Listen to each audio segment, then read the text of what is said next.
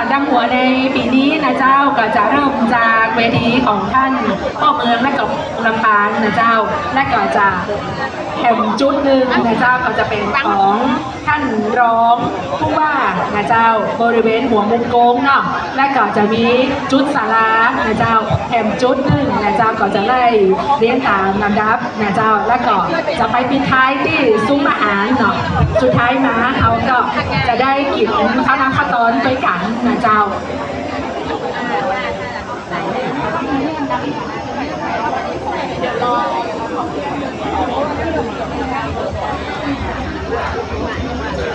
หลังจากเซตแรกนะเจ้าที่ได้เข้าร่วมบนน้ำของปอนเนาะเซตแรกก็จะปิดท้ายที่ทางชมรมในอำเภอนะเจ้าหลังจากท่านเขาก็จะถึงไล่ลำดับส่วนราชการที่ลงทะเบียนไว้นะเจ้าซึ่งที่ท่านรอฟังเสียงประกาศแห่งกำหนึ่งนะเจ้าเนาะแต่เฉพาะช่วงแรกนะเจ้าก็จะได้มีท่านนายอำเภอและก็ท่านหัวหน้าส่วนราชการที่ได้เรียนเชิญไปคือท่านได้ประจำจุดด้านหน้าเวทีกองนะเจ้าเดี๋ยวไปกวาดคุณ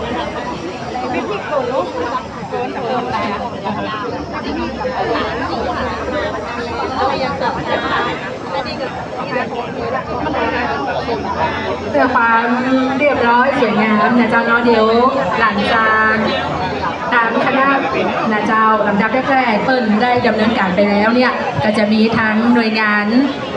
ด้านความมั่นคงนะเจ้าเปิ้ลก็จะมาช่วยจัดระเบียบความเรียบร้อยของแต่ละเซตแต่ละคณะที่จะเรียงลำดับไปนะเจ้าสวัสดีสมาชิกแฟนเพจสวท.ลำปางกรมประชาสัมพันธ์กุคนเจ้า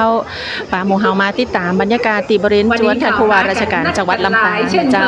วันนี้กับประเพณีฮดน้ำดำหัวขอพรท่านปอเมืองแม่เมืองจังหวัดลำปางเจ้าถ้าอู้เป็นภาษากลางก็คือพิธีฮดน้ำดำหัวผู้ว่าราชการจังหวัดลำปางและท่านนายกเหล่ากาชาดจังหวัดลำปางประธานแม่บ้านมหาไทยจังหวัดลำปางและท่านรองผู้ว่าราชการจังหวัดลำปางเจ้าซึ่งบรรยากาศในปีนี้เนาะพี่น้องประชาชนและก็โดยเฉพาะต่างท่านหัวหน้าส่วนราชการในงานต่างๆนะก็มาพร้อมกับต่างท่านหัวหน้าส่วนราชการถึงส่วนกลางส่วนภูมิภาคในอำเภอ13อำเภอนะเจ้าภาคส่วนต่างๆรัฐเอกชนมาหมดเลยนะเจ้าวันนี้ตีบริเวณจวนท่านผู้ว่าราชการจังหวัดลำปางเนาะจะหันได้ว่าบรรยากาศในชนเช้าวันนี้จะเป็นสีสันบรรยากาศของการแต่งกายด้วยชุดโทนสีชมพูนะเจ้าชมพูอมแดงในกับสีย้อมคลั่งของเฮาเนาะโทนสีคลั่งนะเจ้าซึ่งถือว่าเป็นบรรยากาศแห่งความอบอุ่นที่เขาจะได้มารวมตัวกันตีจวนท่านผู้ว่าราชการจังหวัดลำปางจะอีกกูปีนะในปีนี้ก็เช่นเดียวกันเจ้าต่างท่านชุติเดชมีจันทร์ท่านผู้ว่าราชการจังหวัดลำปางพร้อมถึงท่านนัชชามีจันทร์ท่านนายกเหล่ากาชาดจังหวัดลำปางและในนามของประธานในบ้านมหาไทยจังหวัดลำปางนะเจ้าในช่วงเจ้าวันนี้ก็จะได้ฮื้อปอนเนาะสำหรับบรรดาท่านหัวหน้าส่วนราชการนะเจ้าหน้าที่นะในแต่ละหน่วยงานตีได้มาห่วมกิจกรรมวันนี้ซึ่งถือว่าบรรยากาศตอนนี้กำลังคึกคักเลยนะเจ้ามารวมตัวกันมากหลายเลยทีเดียวในนามของสวท.ลำปางกรมประชาสัมพันธ์ของเฮาเนาะ FM 97 เมกะเฮิรตซ์นำโดยตั้งท่านผอ.เดือนอินตะนะเจ้าก็มาเช่นเดียวกันนะตอนนี้รออยู่นะเจ้ารออยู่ตีจะเข้าสู่พิธีฮดน้ำดำหัวขอพรแหมสักการหนึ่งนะเจ้าแถวด้านหน้าตอนนี้ก็จะเป็นตั้งท่านรองผู้ว่าราชการจังหวัดลำปาง2ท่านบอกว่าจะเป็นตั้งท่านนิตยาพงษ์พาณิชย์และท่านกฤษณพินิจพร้อมตั้งท่านผู้บัญชาการมณฑลทหารบกที่32เจ้าท่านผู้บังคับการตำรวจภูธรจังหวัดลำปางท่านปลัดจังหวัดลำปางคณะนะเจ้าเหมือนเช่นเคยเนาะเพื่อความสวยงามความเป็นระเบียบหน่วยงานตียูทัดมานะเจ้าเช่นทางด้านของท่านในอำเภอเมืองลำปางเจ้าท่านขนส่งจังหวัดลำปางท่านสหกรณ์จังหวัดลำปางสวัสดิการและคุ้มครองแรงงานจังหวัดลำปางท่านประชาสัมพันธ์จังหวัดลำปางท่านผอ.สวท.ลำปางของเฮาแล้วก็ยังมีตั้งท่านหัวหน้าสำนักงานจังหวัดลำปางท่านเกษตรจังหวัดลำปางเกษตรและสหกรณ์จังหวัดลำปาง เวที ท่านนายแพทย์สาธารณสุขจังหวัดลำปางเจ้าวันนี้ทีมงานก็มากันหลายท่าน จวนเลยนะเจ้าซึ่งวันนี้จะ ภาพชมบรรยากาศสดพร้อมกันเจ้าแล้วเดี๋ยวแหมสักกัมหนึ่งพี่น้องที่ฮับฟังช่วงของรายการพิเศษสัญจรปลอดภัยนะเจ้าเฮาจะได้ฮับฟังกำปอนของท่านป่อเมืองแม่เมืองไปพร้อมกันเจ้าสัญญาณเฮาจะเข้าไปในช่วงของ10 โมงปลายเนาะทางวิทยุ FM 97 เมกะเฮิรตซ์นะเจ้าเฮือพี่น้องเจ้าลำปางที่ได้ฟังผ่านรายการวิทยุได้ฮับฟังกำปอนในปีใหม่เมืองปีนี้ตัวเนอเจ้าช่วงเวลานี้ช่วยกันติดตามเจ้ากดไลค์กดแชร์ผ่านทางเพจของสวทลำปางกรมประชาสัมพันธ์เจ้าตอนนี้ก็ใกล้เวลาแล้วนะเจ้าตอนนี้ใกล้เวลาละที่เราจะได้นำทุกท่านนะเจ้าเข้าสู่กิจกรรมสืบสานประเพณีสงกรานต์นะเจ้าเพื่ออนุรักษ์และก็ส่งเสริมเอกลักษณ์ศิลปะวัฒนธรรมอันดีงามของจังหวัดลำปางประจำปี 2568 นะเจ้า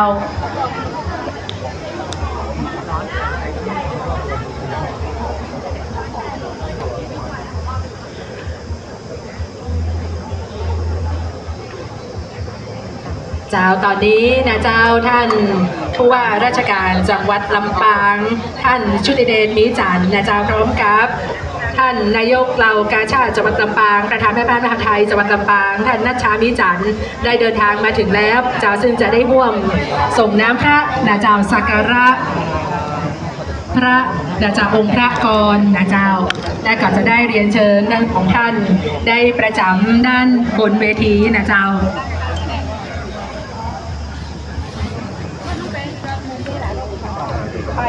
ช่วงเวลา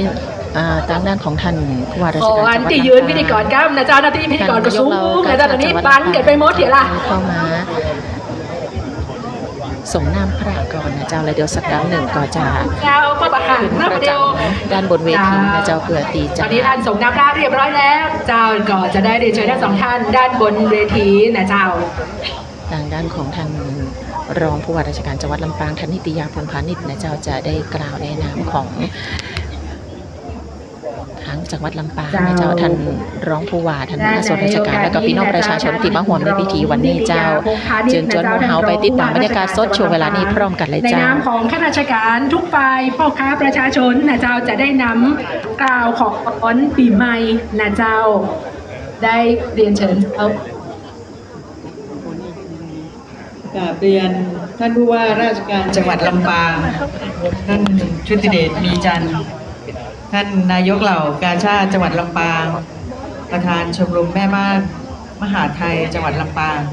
ท่านนัชชามีจันทร์เนื่องในเทศกาลสงกรานต์และประเพณีปีใหม่เมืองประจำปีพุทธศักราช 2568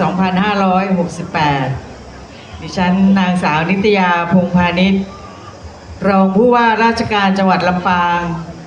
พร้อมด้วยคณะข้าราชการผู้บริหารองค์กรปกครองส่วนท้องถิ่นและพ่อค้าประชาชนจังหวัดลำปางได้มาชุมนุมพร้อมกันณที่แห่งนี้เพื่อแสดงความกตัญญูกตเวทีและความเคารพรักต่อท่านผู้ว่าราชการจังหวัดลำปางและนายกเหล่ากาชาติจังหวัดลำปางประธานชมรมแม่บ้านมหาไทยจังหวัดลำปางในรอบปีที่ผ่านมาหากมีสิ่งหนึ่งสิ่งใดที่ดิฉันและคณะได้ล่วงล้ำก้ำเกินต่อท่านผู้ว่าราชการจังหวัดลำปางและนายกเหล่ากาชาติจังหวัดลำปางประธานแม่บ้านมหาไทยจังหวัดลำปางจะด้วยกายกรรมวจีกรรมมโนกรรมหรือความพลั้งพลาดในเรื่องใดๆก็ตามดิฉันและคณะขอกราบสุมาอภัยไว้ณโอกาสนี้ด้วยคุณงามความดีความมุ่งมั่นตั้งใจในการพัฒนาจังหวัดลำปางและการแก้ไขปัญหาความเดือดร้อนให้แก่ประชาชนชาวจังหวัดลำปางในด้านต่างๆของท่านทั้งสองในห่วงระยะเวลาที่ผ่านมาดิฉันและคณะจะมุ่งมั่นตั้งใจปฏิบัติงานและร่วมสนับสนุนส่งเสริมการทำงานของท่านทั้งสองในทุกมิติเพื่อให้จังหวัดลำปางมีการพัฒนายิ่งขึ้นไป เกิดความผาสุกแก่พี่น้องประชาชนชาวจังหวัดลำปาง ในโอกาสอันเป็นมงคลนี้ ขอตั้งจิตอธิษฐาน และขออาราธนาคุณพระศรีรัตนตรัยพระธาตุลำปางหลวง และหลวงพ่อเกษมเขมโก ได้โปรดดลบันดาลประทานพร ให้ท่านผู้ว่าราชการจังหวัดลำปาง นายกเหล่ากาชาดจังหวัดลำปาง ประธานแม่บ้านมหาไทยจังหวัดลำปาง ประสบแต่ความสุขความร่มเย็น พร้อมด้วยอายุวันนะสุขะพละ และในโอกาสที่ดีปีใหม่เมืองนี้ ดิฉันและคณะขอรับพรจากท่านเพื่อความเป็นสิริมงคลสำหรับการดำเนินชีวิตและการปฏิบัติหน้าที่ของพวกเราต่อไปเจ้าและลำดับถัดไปนะเจ้าท่านผู้ว่าราชการจังหวัดลำปางและท่านนายกเหล่ากาชาดจังหวัดลำปางประธานแม่บ้านมหาไทยจังหวัดลำปางจะได้ฮื้อป้อนนะเจ้าปีใหม่ประเพณีสงกรานต์ประเพณีปีใหม่เมืองฮื้อกับหมู่เฮาทุกท่านทุกๆคนนะเจ้าที่เดินทางมาในงานวันนี้นะเจ้า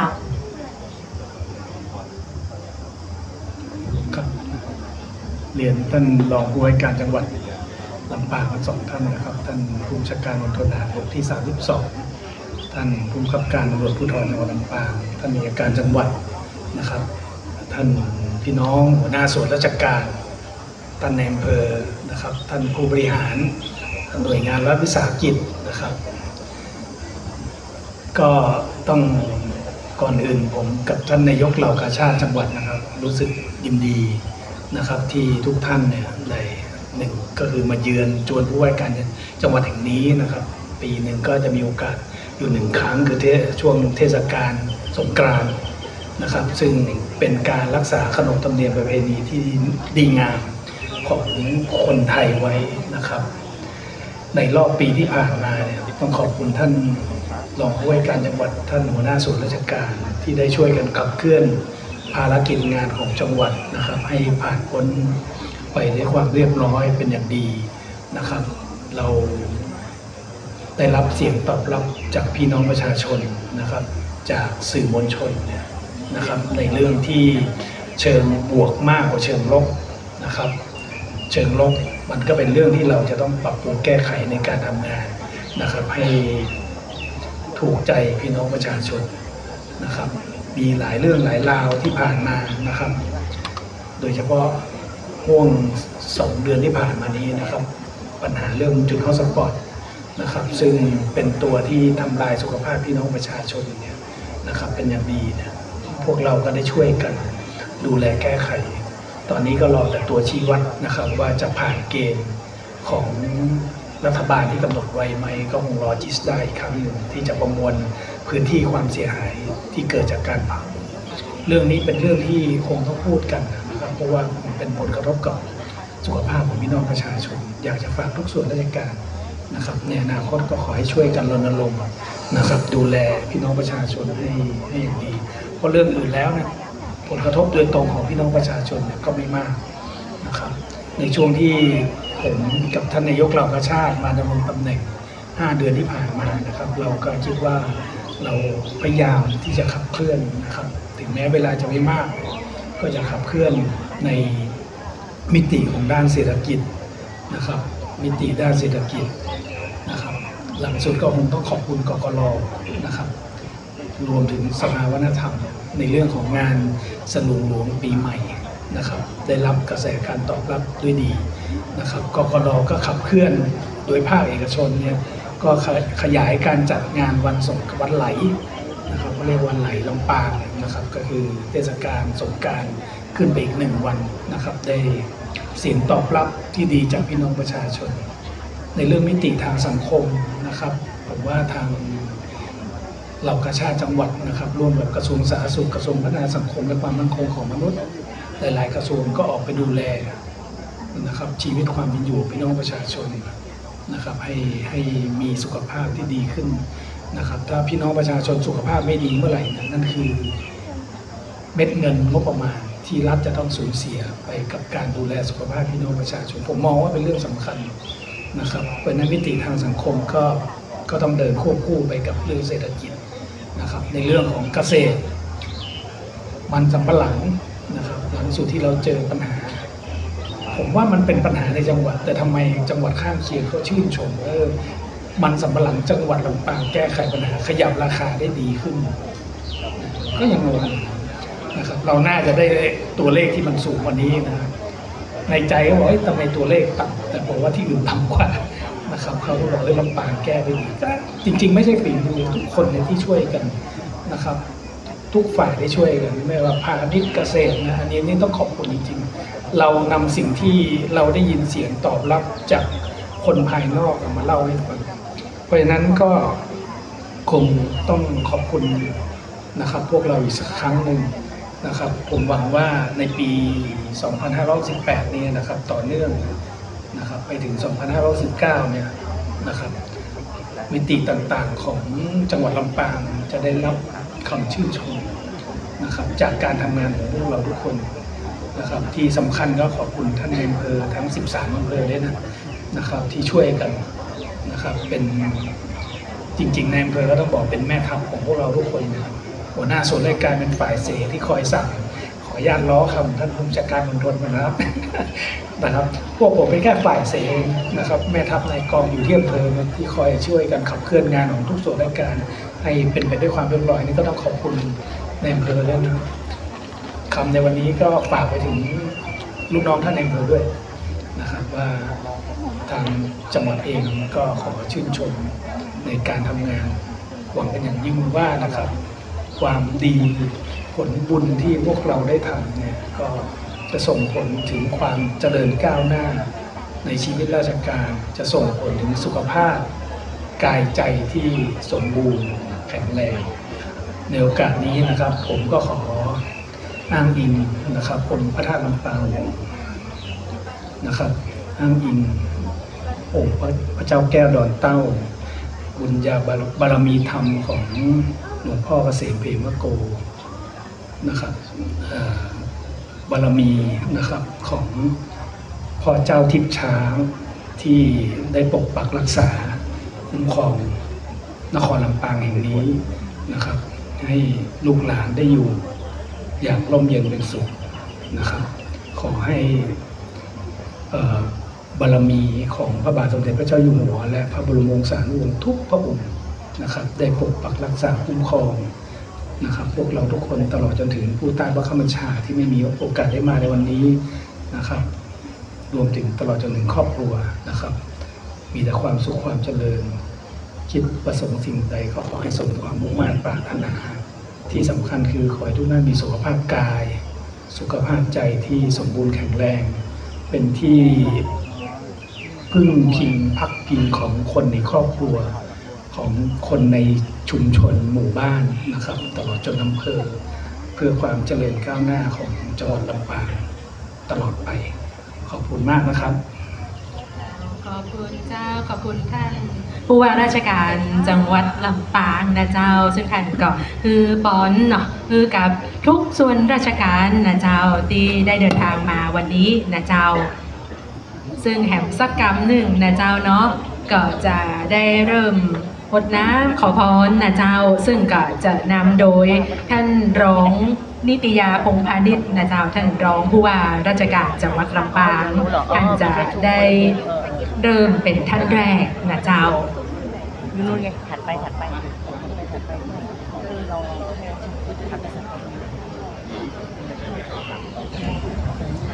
ได้ช่วงเวลานี้ทางด้านของท่านผู้ว่าราชการจังหวัดลำปางนะเจ้าท่านนายกเหล่ากาชาดจังหวัดลำปางในนามประธานแม่บ้านมหาไทยจังหวัดลำปางก็ได้นั่งประจำด้านบนเวทีนะเจ้าเพื่อดีจะคือทางด้านของท่านรองผู้ว่าและท่านหัวหน้าส่วนราชการหน่วยงานภาคส่วนต่างๆนะเจ้าได้ร่วมวดน้ำดำหัวขอพรในประเพณีปีใหม่เมืองเจ้าเริ่มจากทางด้านของท่านนิตยาพงษ์พาณิชย์ท่านรองผู้ว่าราชการจังหวัดลำปางก่อนเป็นท่านแรกนะเจ้า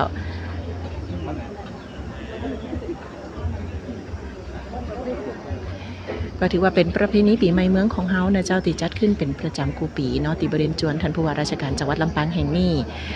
ลำดับต่อจากท่านนิตยาพงษ์พาณิชย์แล้วก็จะเป็นทางท่านรองผู้ว่าราชการจังหวัดลำปางของเฮาท่านที่2ก็คือท่านกฤษณาพินิจวันนี้มาพร้อมกับภรรยาของท่านนะเจ้าแต่ละท่านก็แต่งกายด้วยชุดวันนี้มาโทนสีครั่งหมดเลยนะเจ้าแล้วก็มาพร้อมกับพวงมาลัยดอกมะลิเนาะ ท่านรองกฤษณะนะจ๊ะ หอมอ่อนๆเจ้า สดชื่นเปิ้งกันกับประเพณีปีใหม่เมืองบ้านเฮาเด้อ หลังจากนั้นเรียนเชิญทัพบัญชาการโดนทหารบกที่32 ลำดับต่อมาเจ้าจะเป็นตั้งท่านผู้บัญชาการมณฑลทหารบกที่32เริ่มจากสงน้ำพระก่อนนะเจ้าแล้วก็จะได้ฮดน้ำดำหัวขอป้อนท่านผู้ว่าแล้วก็รวมไปถึงท่านนายกเหล่ากาชาติตัวนะเจ้านี่คือบรรยากาศสดจากบริเวณจวนท่านผู้ว่าราชการจังหวัดลำปางของเฮานะเจ้าทีมงานวันนี้ช่างภาพบ่ว่าจะเป็นตั้งสำนักงานประชาสัมพันธ์จังหวัดลำปางตั้งสปทลำปางของเฮานะเจ้าและก็รวมไปถึงสื่อมวลชนแขนงอื่นๆตั้งด้านของท่าน พร้อมกับท่านประธาน เจ้าหน้าที่บุคลากรนะเจ้าผู้ติดตามเนาะท่านหัวหน้าส่วนราชการหน่วยงานต่างๆก็มาพร้อมเพรียงกันอยู่ณที่นี่นะเจ้าเพื่อที่จะช่วยกันบันทึกภาพเนาะในประเพณีปีใหม่เมืองลำปางของเฮาเจ้าที่ผ่านมานั่นกับงานสลงหลวงกลองใหญ่ปีใหม่เมืองนครลำปางก็ถือว่าประสบความสำเร็จเจ้าได้รับความห่วงมือได้รับเสียงชื่นชมจากพี่น้องประชาชนนักท่องเที่ยวเป็นอย่างดีเจ้าเฮาจัดยาวตั้งแต่วันที่8ถึง14เมษายนแล้วพอวันที่15เมษายนก็ไปตีบริเวณถนนสุเรนตำบลซบตุยนะเจ้ามีกิจกรรมของภาคเอกชนแหมต่อเนื่องวันที่18และ19เมษายนก็ยังมีวันไหลลำปางนะเจ้าโดยทางเส้นทันเนาะจัดกันต่อเนื่องอยู่เพราะฉะนั้นแล้วถือว่าลำปางเฮานะเจ้ายังคงมีกิจกรรมที่จะกระตุ้นเศรษฐกิจแล้วก็การท่องเที่ยวเนื่องในช่วงสงกรานต์หรือว่าปีใหม่เมืองกันต่อเนื่องยาวๆเลยนะเจ้าหมู่เฮาตีบางพองช่วงปีใหม่เมืองแท้ๆเนี่ยอาจจะกำลังปฏิบัติหน้าที่อยู่เนาะอาจจะบ่ได้ไปแอวฮดน้ำดำหัวตีไหนนะเจ้าบ่ได้เล่นน้ำอย่างนี้นะท่านก็ยังไปร่วมกิจกรรมได้วันที่18-19 เมษายนนี้ตีล้านนาเซ็นทรัลลำปางเปิดมีคอนเสิร์ตนะเจ้าเปิดมีน้ำเนาะเปิดมีน้ำมีบัตติโฟมกิจกรรมเสริมหลายอย่างนะเจ้าตีบริเวณเซ็นทรัลลำปางเนอถือว่าเป็นงานปิดใต้สำหรับวันไหลลำปางเฮานะเจ้าช่วงเวลานี้ทางด้านของท่านผู้บังคับการตำรวจภูธรจังหวัดลำปางพร้อมคณะก็ได้รดน้ำดำหัวขอพรท่านผู้ว่าราชการจังหวัดลำปางและท่านนายกเหล่ากาชาติจังหวัดลำปางเจ้าซึ่งนอกเหนือจากภาพที่ท่านหันอยู่บ่เดียวนี้นะก็ต้องขอบคุณสำหรับข้อความตีเข้ามาพี่เจ๊กธนชากำลังรับชมอยู่นะเจ้าส่งกำลังใจมาฮื้อขอบพระคุณจัดนักเจ้าเดี๋ยวเขาจะพาไปสำรวจตามจุดต่างๆเนาะบริเวณจวนท่านผู้ว่าราชการจังหวัดลำปางนะเจ้าซึ่งนอกเหนือจากตีจอจะภาพอยู่ต่อนี้นะก็ยังมีบริเวณที่อยู่ทางด้านหน้าจวนนะเจ้าแหมนักหลายอยู่นะแหมนักหลายอยู่นะก่อยๆทยอยนะเจ้าก่อยๆทยอยเดินทางเข้ามาเนาะเพื่อที่จะรดน้ำดำหัวขอพรท่านป่อเมืองแม่เมืองของเฮานะเจ้าวันนี้หอมอบอวลไปด้วยดอกมะลิกลิ่นน้ำอบน้ำหอมนะเจ้าเขามีส้มปล่อยเนาะซึ่งวันนี้ประดับตกแต่งเวทีกับหม้อสังขารแหมนะเจ้ากูยางนี่ก็สื่อถึงเสน่ห์ของคนเมืองบ้านเฮาเนาะประเพณีบ้านเฮานะวันนี้ถือว่าเป็นวันตีเปิดทำการวันแรกนะเจ้าสำหรับภาคส่วนราชการตัวเนาะเฮาก็มาฮับป้อนอันเป็นมงคลเจ้าเนื่องในประเพณีสำคัญของเฮานะได้รดน้ำดำหัวขอป้อนคุณพ่อคุณแม่เนาะคนเฒ่าคนแก่ในครอบครัวเฮาเรียบร้อยแล้ววันนี้มาถึงคิวของตีจวนผู้ว่าราชการจังหวัดลำปางกันต่อนะเจ้าเนื้องแน่นขนาดเจ้าวันนี้พี่น้องเจ้าในบรรยากาศภาพสดๆที่เขาได้หันกันอยู่ณเวลานี้ผ่านทีมงานของวัฒนธรรมจังหวัดลำปางทางกฟผ.แม่เมาะนะเจ้าทางด้านของอัยการจังหวัดอัยการนะเรียนเชิญทางผู้ว่าการเมืองแม่เมาะกฟผ.แม่เมาะนะเจ้าก็จะมี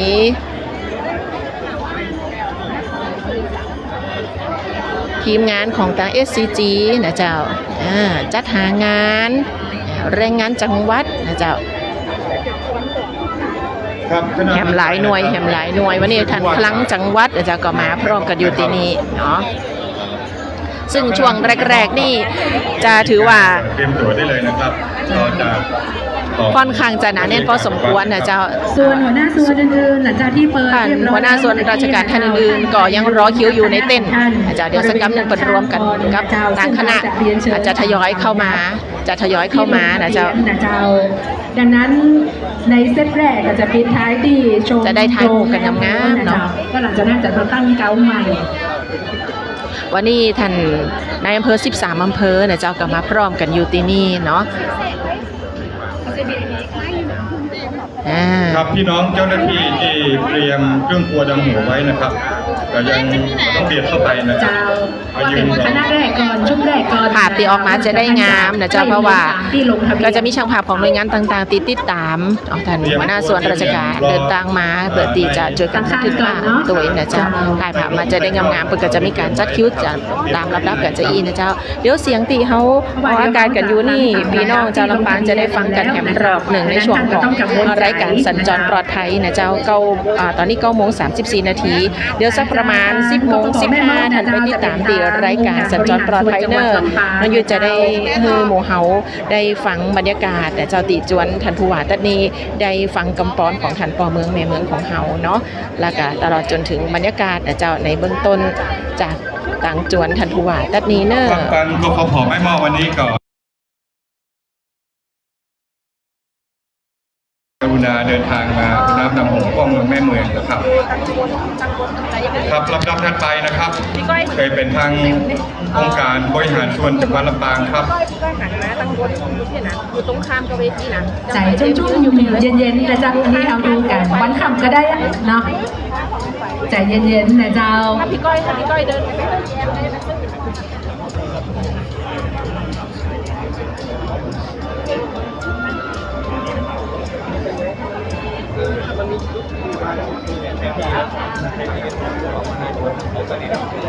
เจ้าหลังจากนั้นเรียนเชิญทางกอรมนจังหวัดลำปางนะเจ้า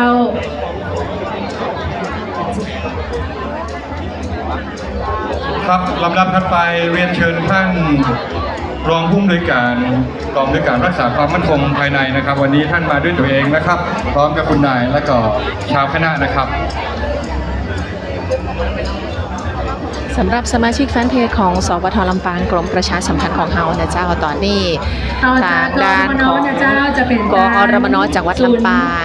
นะแล้วก็ยังมีแหมหลายหน่วยนะเจ้าตียังคงทยอยเดินทางมา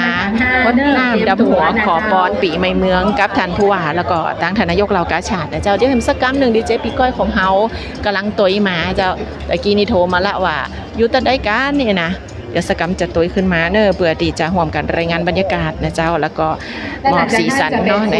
จวนท่านผู้ว่าสื่อสารไปยังพี่น้องตีนอกจากติดตามทางไลฟ์สดของเขานะเจ้าก็จะมีทางรายการวิทยุช่วงของสัญจรปลอดภัยตัวปีก้อยเป็นจะได้พองหันบรรยากาศในวันนี้ตีจวนท่านผู้ว่าแล้ว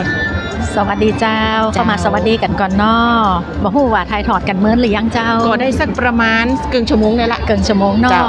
อันนี้บรรยากาศคึกคักมาก เจ้า ปะกึดเลยแล้วก็บริเวณด้านหน้าจวนผู้ว่านี่ประเดี๋ยวนี้นะเปิดปิดถนน เจ้า มันก็ แม่ เล น ยบ่วุ่นวายบริเวณหน้าจวนต่อใด เจ้า ดังนั้นไผตีจะมาลดน้ำดำหัวผู้รักผู้ใหญ่ในปื้นตีอำเภอเมืองลำปางประเดี๋ยวเฮาอยู่กันตีจวนผู้ว่าราชการจังหวัดลำปางนะเจ้า เจ้า ถ้าเกิดว่ามีคนขับรถเนี่ยนะจอดให้ใกล้ที่สุดแล้วก็ เจ้า เอารถไปจอดไกลๆเลย แล้วก็เขาก็เดินเข้ามากันสะดวกที่สุดเจ้า ถ้าพูดถึงว่ายังปีที่แล้วเนี่ยรถเข้ามาจอดที่3แยกเนี่ยแยกนี่ก็คือจะเป็นบ้านพักของท่านปลัดท่านร้องไงนะเจ้า เจ้า แยกเนี่ยแต่ก่อนเนี่ยถ้าเป็นปีก่อนเนี่ยเขาจะเข้าประตูนี่เลย อ่า แต่ปีนี้เปินจะปิดประตูนี่นะ เจ้า แล้วเปินจะมาเปิดประตูเพิกตีอยู่ตรงข้ามกับตีเปิดขายเซรามิกนี่นะนี่นะเจ้าจะเป็นเพิกนี่พอมาแล้วปุ๊บก็จะมีโต๊ะคือลงทะเบียน เจ้า แล้วเปินก็จะห้องตามลำดับหน่วยงานนะเจ้าซึ่งตอนนี้ก็ไปกันแล้วหลายหน่วยละก็จะเป็นหน่วยงานตั้งตำรวจแถมพ่อง เจ้า หลายท่านเขาก็คุ้นหน้าคุ้นตา อืม เคยมาแอลติสวทลำปางเขาเคยมาออกรายการของก็มีเนี่ยนะเขาเคยสัมผัสเขาเคยไปน้ำข่าวก็มีเจ้าไปก้อยเจ้า ท่านนายอำเภอ ดังนั้นวันนี้ถือว่าเป็นนิมิตหมายที่ดีที่ทางทีมงานสวทลำปางเฮาเนาะแม้ว่าวันนี้คนจะน้อยๆ เจ้า แต่เฮาก็ยินดีเจ้าเต่าที่เฮาทำได้บัดเดียวนี้นะ เจ้า ท่านใดเข้ามากดไลค์กดแชร์ไว้ก่อน แล้วก็พี่น้องประชาชนติวันนี้มีโอกาสได้เข้ามารดน้ำดำ ำหัว ก็สามารถที่จะติดตามรับชมย้อนหลังได้เจ้าที่เพจสปทลำปางกรมประชาสัมพันธ์เจ้า วันนี้ก็เป็นแถมเรื่องงานส่งใต้สำหรับหัวหน้าช่างของเฮาก่อนจะย้ายเฮาเอามาใจงานในวันหนึ่งก่อน หลังจากนั้นนะ เจ้าหัวหน้าเจมเฮาเนาะเอาป้ากันปลุกว่าเอาขึ้นรถเลยเจ้าแล้วก็เดินตามมาพร้อมท่านผอเดือนอินตาของเฮาผอสวทลำปางซึ่งวันนี้บอดฐานของเฮาได้รับเกียรติเป็นผู้อัญเชิญ จังหวัดลำปาง คำนามพระมินทรงกรนำอบนามของม้าบุกพร้อมกับพวงมาลัยซึ่งดีเจแผ่นสีม้อยกับดีเจน้องเจี๊ยบจัดเตรียมไว้คือเรียบร้อยนะเจ้า วันนี้ท่านผู้ในการเดินอินต้าเจ้าก็รอคิวที่จะรดน้ำดำหัวตัวเช็คเดียวกัน ตอนนี้มันตั้งล้อกันอยู่ในเต้นเดี๋ยวสักกัมหนึ่งก็จะมาดำหัวพร้อมเหมือนกับแผนประชาสัมพันธ์จังหวัดลำปางในนามของกรมประชาสัมพันธ์เราจะได้พร้อมเพรียงเนาะ จะสังเกตได้เลยนะเสียงของพิธีกรในงานนี่ก็เป็นคนหนึ่งในกรมประชาสัมพันธ์ก็คือท่านผอแคทผอสถานีวิทยุกระจายเสียงแห่งประเทศไทยเพื่อการเตือนภัยและเพื่อการเรียนรู้และเตือนภัยภาคเหนือเจ้าก็นี่คือหน้าที่ดีของเขาในการประชาสัมพันธ์แม้กระทั่งในช่วงของการรดน้ำดำหัวผู้ว่าราชการจังหวัดลำปางสปทลำปางเขาก็มีหน้าที่ในการประชาสัมพันธ์เผยแพร่ผ่านเพจ Facebook และเดี๋ยวสักกัมในช่วง 10 นาฬิกาเจ้าเขาก็จะช่วงของสัญจรปลอดภัยเจ้าเขาก็จะดึงสัญญาณตรงนี้ให้ทุกท่านได้ติดตามด้วยกันเจ้า ตอนนี้จะเป็นตั้งทันปลัดจังหวัดลำปางของเฮาทันประกรณ์กนวลีเจ้าพร้อมภริยาแล้วก็ทางด้านปกครองเนาะทันป้องกันจังหวัดนะเจ้าทันจาจังหวัดตอนนี้กำลังหัวน้ำดำหัวทันพอเมืองแม่เมืองของเฮาเรียบร้อยละนะเจ้าก็จะเป็นคิวตั้งปกครองก่อนแล้วเดี๋ยวก็จะเป็นส่วนราชการอื่นๆซึ่งพิธีกรก็จะประกาศเป็นระยะจะอีนะเจ้าตามคิวที่เปิ้นมาลงทะเบียนไว้แต่ละท่านนี่วันนี้พี่ก้อยพออ่านสิ่งที่เปิ้นมาดำหัวท่านผู้ว่าแล้วก็ท่านนายกเหล่ากาชาดเนาะเขาหันแล้วก็คือเป็นวัวตีส่วนใหญ่เนี่ยเป็นสินค้าโอท็อปก้าเป็นวัวตีสื่อไปถึงว่านี่ของคนเมืองเจ้ามันคือเอกลักษณ์วัฒนธรรมของเขาก็ดำรงรักษาไว้อุปกรณ์ภาชนะที่เปิ่นเอามาใส่ก็จะเป็นตะกร้าเป็นกระจาดเป็นผลิตภัณฑ์แฮนด์เมดแล้วก็เนี่ยเต่าตีหันอยู่ด้านหน้านี่ก็จะมีตึ้งหอมมีตึ้งกระเทียมเนี่ยมีตึ้งข้าวสารซึ่งเป็นผลิตภัณฑ์โอท็อปก็ว่าเป็นผลิตภัณฑ์ที่ขึ้นจื่อเป็นพืชเศรษฐกิจบ้านเจ้าซึ่งพี่น้องบ้านเขาเนี่ยปลูกหอมกระหลายตึ้งหอมขาวหอมแดงนี่นะแล้วก็จะมีน้ำผึ้งน้ำผึ้งนะคะนี่เปิ่นบางของก็เอามาเป็นฉลอมของก็เอาเป็นซ่าของก็ใส่มาเป็นก็เป็นทันเป็นติ้วอย่างนี้มันมีหลายอย่างแต่ละหน่วยนี่ก็คือเปิ่นก็ประดับประดามาด้วยความตั้งอกตั้งใจนะเจ้ามาในวันนี้ก็ถือว่าเป็นวันหลงเนาะวันสุดท้ายก็ผ่านพ้นไปแล้วสำหรับเทศกาลสงกรานต์แล้วก็วันนี้เป็นวันเริ่มต้นวันทำงานวันแรกเขาก็มาป้ากันก็มารดน้ำดำหัวผู้รักผู้ใหญ่ของจังหวัดลำปางกันเพื่อความมีโชคมีชัยตามความเชื่อของเขาก็คือสิ่งที่เขาเคยล่วงล้ำก้ำเกินกันไปตั้งแต่ช่วงตลอดปีที่ผ่านมาขึ้นปีใหม่แล้วก็เริ่มต้นใหม่แล้วก็สิ่งดีด้วยกันเจ้าวันนี้17 เมษายน 2568 ปีก้อยยังเป็นแห่งวันหนึ่งตีตั้งสถาบันพัฒนาฝีมือแห่งงาน10ลำปางเปิดให้บริการตรวจเช็คซ่อมรถเบื้องต้นไม่ว่าจะเป็นรถยนต์หรือว่ารถเครื่องก็ตามนะเจ้าทันทีวันเนี้ยยังลางานอยู่ยังไม่ได้เดินทางเตี่ยอูที่ไหนพวกของนี่เพราะว่าอันช่างอาจจะสลบสลายอยู่เปิดอูเตี่ยเอารถของท่านไปเช็คตีสถาบันพัฒนาฝีมือแห่งงาน10ลำปางได้เป็นมีอาจารย์ผู้เชี่ยวชาญด้านของเครื่องยนต์นี่ละดูแลรถฮือท่านนะเจ้าบริการฮือฟรีตรวจเช็ครถฮือฟรีในเบื้องต้นนะแต่ถ้าเกิดว่าอาการมันนักอย่างจะได้จะต้องซื้ออะไรเพิ่มเนี่ยเดี๋ยวเปิดจะแจ้งเจ้าแล้วก็คือบริการกันวันเนี้ยปิดตายละสำหรับโครงการนี้ปกติแล้วเปิดก็จะคือบริการฟรีจะอีปูเทศกาลเจ้าปีใหม่2568ตอนเดือนมกราเขาไปใจบริการกันมาแล้ววันก่อนนี่ป้าบอดหานกับบอดต่อไปเนี่ยเจ้าบอดหานไปได้ไปบอดต่อไปกับอันบอดเจมเฮาได้น้ำมันเครื่องมาคนละอันขวดเอามาเติมก็เครื่องตัวเก่าดูแลรถเครื่องตัวก็เป็นตีหน้าเสียดายไปน้อยก็คือมันอยู่ไกลไปน้อยพูดถึงศูนย์บริการในเวียงปีช่วงของสงกรานต์นี่บะหันแต่ซึ่งแตกต่างจากช่วงเทศกาลปีใหม่ไทยที่ผ่านมานี่หลายจุดหลายพื้นที่เนาะแต่ปีนี้ก็ถือว่าบัดไกลจนเกินไปเขาก็ยังสามารถที่จะไปใจบริการไปให้กำลังใจเจ้าหน้าที่ได้ตลอดหลายๆวันที่เปิ่นก็สละเวลานอกแต่ที่จะได้ยุดก็ไม่ได้ยุดแม่นเจ้าก็เปิดให้บริการถูกต้องเลยตั้งแต่มาเจ้าพุทธมันสัก ประมาณ4 โมงครึ่ง จ้ะ ซึ่งบางผ่องเนี่ยถ้าขับรถไปติดสถาบันพัฒนาฝีมือแรงงาน10 ลำปางเขาจะว่านี่อย่างมหันเปิดตั้งเต้นแล้วจะมีอยู่ก็จะมีเจ้าแต่เขาต้องขับรถไปดูตั้งไหนมันจะมีโฮงอาคารที่สำหรับปฏิบัติการของเปิดโดยเฉพาะเลยในฮันมีถึงก็เรียกยกรถแล้วก็มีอุปกรณ์กูยางครบเลยพี่ก้อย เจ้า ถ้าเวลาไปตั้งเต้นตั้งนอกเนี่ยช่วงก่อนมีแจ้งเตือนมาเรื่องพายุฝนเปิ้นบอกว่าเคยเอาไปตั้งละล้มปึ้งหมดกลัวก็เสียหาย เจ้า ก็จะเอาอยู่ในโครงอาคารของเปิดที่ปกติใจสอนนักศึกษานั่นแหละจะได้รู้ต่างดี อุปกรณ์เครื่องไม้เครื่องมือมันครบครันตัวไว้จะได้แบบต้องยกเข้ายกออกเนาะ เจ้า พายุฝนอย่างมาเฮาก็บ่ต้องกังวลกัน แม่ เจ้า แม่ตะกี้นี่หันตั้งท่านผอท้องเนตรดูใจท่านผอกกตลำปาง เจ้า กำหัวเรียบร้อยและคณะนี้ก็จะเป็นตั้งท่านนายกองค์การบริหารส่วนจังหวัดลำปางท่านตวงราชวงศ์สุนทร เจ้า มาพร้อมกับทีมงานท่านตีปรึกษาของเขาก็มาตัวท่านหัวหน้าสุทิตก็มาตัว เจ้า เจ้า ก็ขึ้นอยู่กับการลงทะเบียนไว้ว่าเขาอันดับ4ต่อใดเนาะสำหรับท่านใดที่กำลังเข้ามาหน่วยงานข้าเจ้าก็ไปนะมาได้จะถึงคิวแน่ เจ้าร อสกรรมเจ้า สกรรมจะหันว่าตอนนี้ภาพสดนี่คือบรรยากาศเนืองแน่นขนาดโอ้ดีเจพี่น้อยของเฮาสวัสดีเจ้าพี่น้อยวันนี้ทีมงานตีสพปเป็นมากันหลายก็จะ มากันหลายเจ้านำโดยท่านผอสำนักงานเขตพื้นที่การศึกษาสารลำปางส่วนหนึ่งท่านรองทุกท่านเนาะมีอยู่ทั้งหมดอยู่3 ท่านเจ้าแล้วก็ผอกลุ่มทุกกลุ่มเจ้ามากันเจ้าวันนี้มาร่วมใจกันบนน้ำลงหัวของท่านผู้ว่ากับรองผู้ว่าเจ้า เจ้า และรับคิวผ่านไปหรือยังกับ ยังเจ้าที่24เจ้าเขารอตามลำดับเจ้า วันนี้สิ่งของที่นำมาดำหัวเช่นอะไรอย่างพอ อ๋อวันนี้กับเจ้าวันนี้เขาเอาแบบเมืองมาเลยเจ้าเขาก็จะมีกระเช้าแต่เป็นกระเช้าเป็นข้าวขาวม้าเจ้าเป็นครัวดำหัวเป็นน้ำผึ้งอย่างเงี้ยเจ้าเอาครัวเมืองเลยเจ้าเขาก็ถือว่าเป็นการอนุรักษ์สืบสานต่อยอดของคนบ้านเฮาเนาะถ้าบางอันที่หมู่เจ้าบ้านเฮาจะแบบมีอาชีพมันมีงานทำเขาก็เอาอาศัยของเจ้าบ้านนะเจ้ามาช่วยเผยแพร่ให้กับพี่น้องได้เห็นเจ้าว่าอันเนี้ยเป็นฝีมือของเราเจ้า ดีขนาดเลยปีใหม่เมืองอุดหนุนคนเมืองด้วยกัน ใช่แล้วเจ้าเสื้อผ้าก็ต้องเป็นเสื้อผ้าเมือง นี่เจ้าวันนี้เป็นตัว ก็ต้อง ขนาด เมืองเจ้า วันนี้ชุดผลงามเต้นเนื้อหน่อย ขอบคุณเจ้า เอาเลย ก็วันนี้เป็นเสื้อของอัตลักษณ์ของจังหวัดลำปางอะเจ้าเขาก็ยึดว่าของทางบ้านเฮาเนี่ยเขาสืบสานต่อยอดอะไรอย่างบ้านเฮาเนี่ยเขาส่งเสริมสนับสนุนเรื่องผ้าย้อมคลั่งเขาต้องส่งเสริมเขาได้ใส่หมู่เจ้าบ้านเพิ่นได้เงินเจ้าเพราะว่าหมู่เจ้าบ้านที่เพิ่นพักเปิ้นพอเนาะเพิ่นการมีอาชีพต่อยอดเจ้ารวมถึงผ้าถุงก็เป็นลายละครไส้หมูเจ้าเขาก็จะมีที่มาเป็นอัตลักษณ์ของจังหวัดลำปางเขา แม่ เจ้า เลยแม่เลยเจ้าพี่น้อยมีตั้งหมดกี่ชุดเจ้า อ๋อพี่น้อยมีตั้งหมดกับเจ้าบอกตอนนี้เลยกับเจ้า ต้องไปนับก่อนเจ้า ไปนับก่อนแหละเจ้า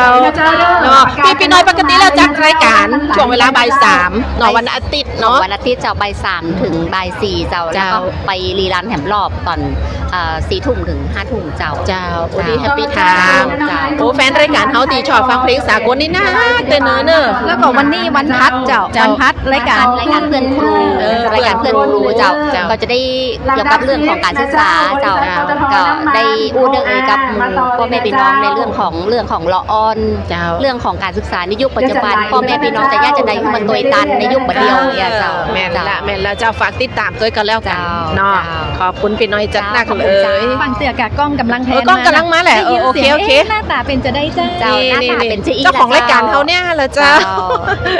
เปื่อนครูเลยโอดีแฮปปี้ไทม์เนาะวันนี้เป็นสีพวงต้องมาเนี่ยนะ เจ้าวันนี้มาในนามของจังหวัดลำปางเขาก็ต้องแต่งของลำปาง เจ้า นะเจ้าเนาะ แม่นเจ้า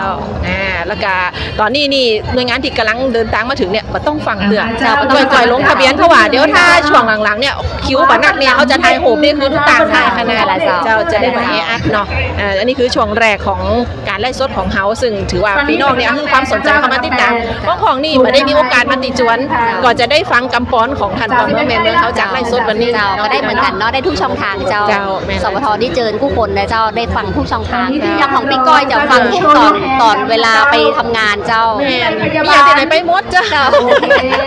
ฟังทุกช่องเจ้า ฟังก็เขาได้ขอบคุณจันนะคะพี่น้อยนะ อาจารย์หน่อยสิรินาถหนูเทพ เจ้าพี่น้อยก็พี่น้อยนะพี่ก้อยเดี๋ยวเขาก้าวว่าเขาจะทายทอดถึงสักประมาณ10 โมง เจ้า เพื่อที่จะได้ฮือตั้งทีมช่างเขาก็คือดีเจไอพิงญี่ปุ่นเนาะ อ๋อ คือเปิดก็สัญญาณออกช่วงหลัง10 โมงเจ้าจะได้ตัดจบไล่คุณมานัดของเขาจาก เจ้า SCG มาเพจสักหน่อยบอกคุณมานัดค่ะสวัสดีค่ะ คุณมนัสได้ร่วมงานวันนี้คุณมนัสเป็นยังไงคะ รู้สึกปราบปลื้มและยินดีครับ จะได้มาอีกกี่ปีคะเนี่ย อะไรนะครับ จะได้มาอีกกี่ปี อีก 2 ปีครับ 6970 แต่ก็มาได้ทุกปีครับมาได้ทุกปีเพราะว่ามานี่มันเป็นงานเขาเรียกว่าสิริมงคลกับตัวเราและครอบครัว และก็ปวงชนพี่น้องชาวลำปางเพราะว่าพ่อเมืองแม่เมืองมาให้เขาเรียกว่าอะไรให้ศีลให้พรกับพวกเรานะให้เราทำงานประสบความสำเร็จเนาะ คุณมนัสนี่ก็มาที่จวนมารับพรจากท่านผู้ว่าหลายสมัย ครับ ท่านผู้ว่าท่านนายกหลายสมัยมากเลยนะคะจนถึงปีนี้เนี่ยเห็นความแตกต่างหรือว่าสีสันบรรยากาศ ก็ ของ บร ใน ร ปี ยา นี้ กาศ ไงบ้าง ก็ดูเขาพยายามจะจัดให้ราบรื่นเรียบร้อยนะครับก็ดีครับเป็นอีกบรรยากาศหนึ่ง ค่ะ นะครับเห็นพี่น้องพวกเราใส่เสื้อผ้าใหม่สวยงามสีสันสดใส เนาะ รู้สึกเป็นป มี ลื้ ถึ ม ง50 สีชมพูกันทั้งนั้นเลยนี่นะคะ SCG วันนี้มากี่ท่านคะ วันนี้มา6 ท่าน ค่ะ วัน แล้ว นี้ท่านกรรมการผู้การก็มา มาด้วยเนาะ นี่อยู่ข้างหลังเลย โอ้ของดำหัววันนี้ค่ะพรีเซนต์นิดนึงว่าเรานำอะไรมาดำหัว ก็ กัน ของน้ำหัวก็เป็นปกติตามประเพณีพื้นเมืองเราเนาะ ค่ะ น้ำขมิ้นส้มปล่อยดอกไม้ทูบเทียน ค่ะ เครื่องหอมแล้วก็สีผ้าไหมให้ท่านก็เป็นวาระปีใหม่ก็เป็นผ้าไหม ค่ะเนี่ยได้อุดหนุนสินค้าไทยเนาะ ครับ ค่ะขอบพระคุณมากๆเลย ครับ ช่วงปีใหม่เมืองที่ผ่านมาก็ได้ร่วมหลายขบวนเนาะคุณมนัสเนาะ SCG นี่ไม่ขาดเลยนะคะ ปีนี้ปีใหม่เมืองของลำปางก็คึกคัก เนอะ เป็นพิเศษโดยเฉพาะมีวันไหลเพิ่มเข้ามา ใช่ ก็ ค่ะ เหมือนท่าน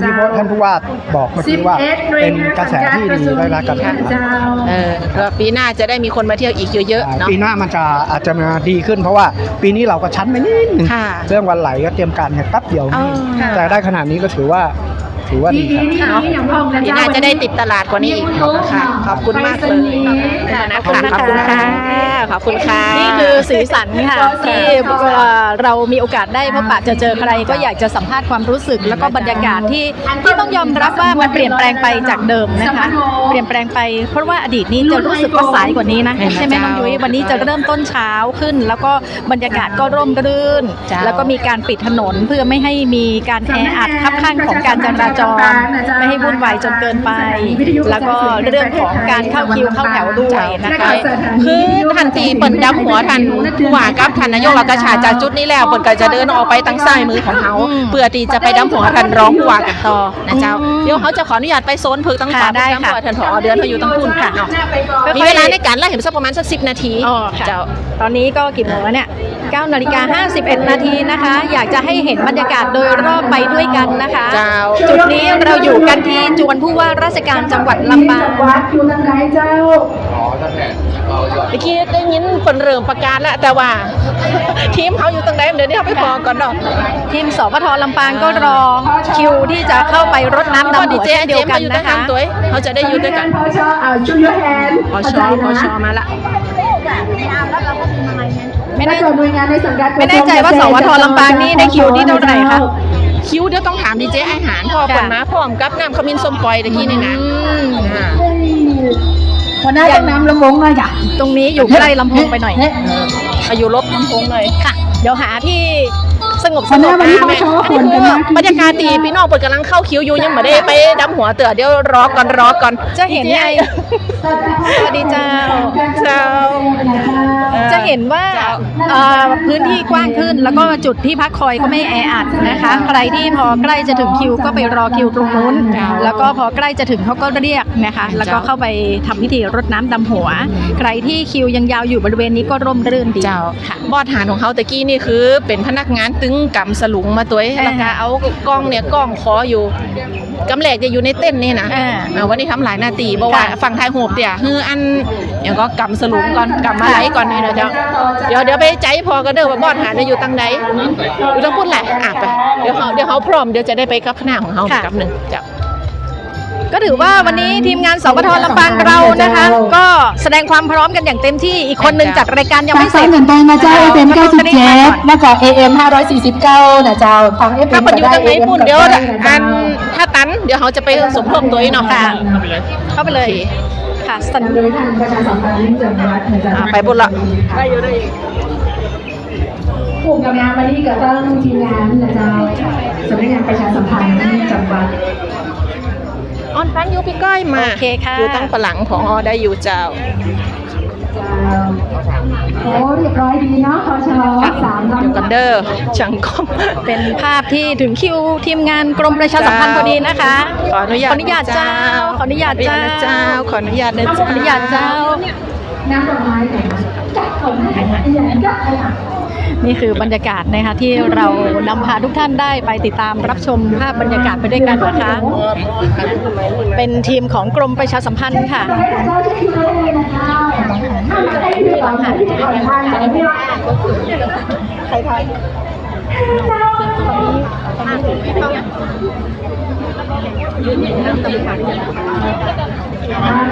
ช่วงนี้เดี๋ยวแหมสักกั๊บหนึ่งเขาจะลงไล่ละก็คือดีเจไอเจมเขาได้สึ่งกับกล้องอยู่เหมือนกันพี่ก้อย ค่ะ แต่ยังเป็นภาพบรรยากาศสดอยู่ ท่านที่เข้ามาติดตามรับชมนะคะ จ้ะ ถ้าเกิดว่าเพิ่งเข้ามารับชมเดี๋ยวสักครู่หนึ่งนะคะ หลังจากเราสิ้นสุดไลฟ์แล้วนะคะ ท่านสามารถที่จะเริ่มต้นรับชมย้อนหลังได้ตั้งแต่ต้นนะคะ บรรยากาศสดในช่วงเวลานี้จะได้ไหมคะต้องขอบคุณเจ้านักเจ้าดีเจไอเจมมาตัวกันนะแต่ว่าอาจจะไปอยู่ในฟรีเนาะ ค่ะนี่คือทีมของกรมประชาสัมพันธ์นะคะ ประกอบไปด้วยสำนักงานประชาสัมพันธ์จังหวัดลำปาง ทีมงานสวทลำปาง และทีมงานจากสถานีวิทยุกระจายเสียงแห่งประเทศไทย เพื่อการเรียนรู้และเตือนภัยภาคเหนือนะคะ เจ้าเอาล่ะพี่ก้อยก็น่าจะได้ล้ากันในบรรยากาศของเฮาในชั่วโมงนี้เป็นที่เรียบร้อยนะเจ้าขอบคุณเจ้านักบอสหาร เอาเป็นว่าเดี๋ยวเราลาไปด้วย บรรยากาศของทันร้องผู้ว่าแห่งก้ามหนึ่งเจ้าดีเจปีเนกสวัสดี คิวใช่ไหมคะค่ะ ไปกันต่อเจ้าไปกันต่อ เวลาก็ใกล้จะหมดเต็มทีนะคะ จะ10 โมงแล้วเนาะ เดี๋ยวช่วง 10 นาฬิกานะคะ เราก็จะดึงสัญญาณบรรยากาศตรงนี้นะคะ หลังจากเรายุติไลฟ์แล้วเสียงยังคงอยู่นะคะ เราจะนำเสียงไปรีรันให้พี่น้องชาวจังหวัดลำปางได้รับรู้บรรยากาศของการรดน้ำดำหัวผู้ว่าราชการจังหวัดลำปาง ท่านรองผู้ว่าราชการจังหวัดลำปางและหัวหน้าส่วนราชการนะคะ เจ้าภาพที่หันอยู่นี่นอกจากท่านประชาสัมพันธ์จังหวัดลำปางท่านผอ.สวทลำปางของ ค่ะ เขาเนาะก็จะเป็นท่านผู้ช่วยก็น้องๆทีมงานก็ ค่ะ ที่มาด้วยกันนะเจ้าตอนนี้กำลังเข้าคิวต่อไปนี่ก็คือจะเป็น ไปเข้ามาเลยค่ะ เดี๋ยวคิวต่อไปนี่ก็คือจะเป็นท่านร้องนิตยาแล้วก็ท่านรองกฤษณาพินิจนะเจ้าเดี๋ยวเขาจะไปด้วยกันนี่บันจะมีฟ้อนตัวนะเจ้ามีรำวงไป เอาเป็นว่านี่คือบรรยากาศส่งท้ายก็แล้วกันเนาะ เจ้า เสียงของกรมประชาสัมพันธ์นี่ก็จะดังมากเป็นพิเศษหน่อย จ้าน นะคะเพราะว่าสัญลักษณ์ของเราก็คือพระอินทร์เป่าสัง ไปที่ไหนนี่เสียงจะดังเซ็งแซ่นะคะ เพื่อที่จะประชาสัมพันธ์ให้พี่น้องได้รับรู้ถึงกิจกรรมที่เกิดขึ้นค่ะ แดดกำลังมาโอเคเจ้ารักกันด้วยค่ะบรรยากาศแห่งความสุขวันนี้เนาะแล้วก็เขาป้ากันแห่งใหม่สำหรับดำหัวปีใหม่ ค่ะ 2569เลยนะเจ้าติจวนทันผู้ว่าปีหน้านี่จัดเต็มแหมแน่นอนวันนี้ลาไปก่อนเจ้าขอบคุณเจ้านาคสวัสดีนะเจ้า สวัสดีค่ะ นี่หน่อยกันมีเสียงไงสวัสดีกล้องสวัสดีครับสวัสดีครับแนวเถอะถ้าคุณดีอะ